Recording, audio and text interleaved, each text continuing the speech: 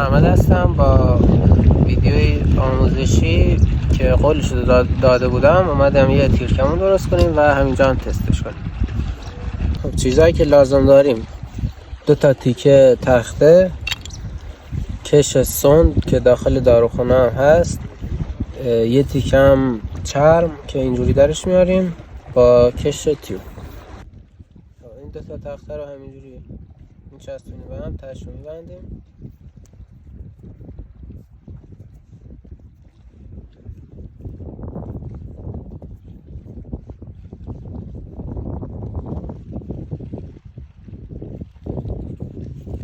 سنگی چیزی حالا هر چیزی دم دست میذاریم داغدار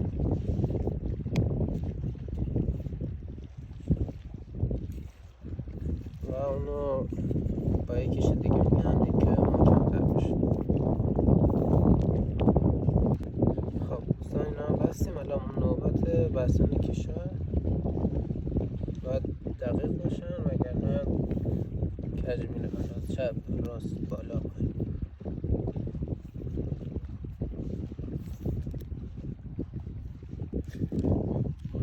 اینا که بستیم اینا هم دقیقا باید تنظیم کنیم یه جوری که اینا مساوی باشن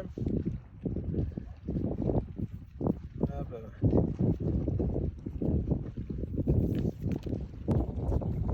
هم از این آماده شد، بریم که تستش کنیم. از این اندازه سنگ تا این اندازه میشه استفاده کرد. اینجوری میزنیمش لای چرم، خودمون بهش میگیم کپه.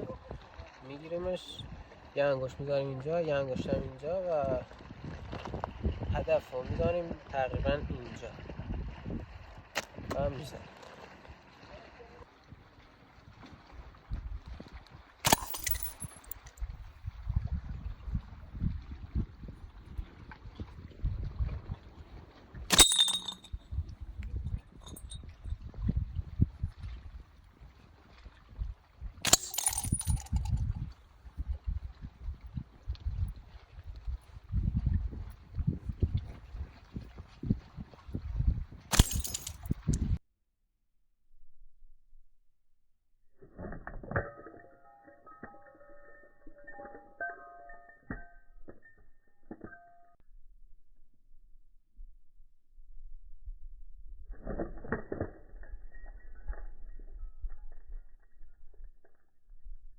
اگر از این نمونه ویدیو خوشت میاد ویدیو رو لایک کن و ویدیوهای بعدی رو دنبال کن، چون قراره که با همین تیرکمون بریم شکار.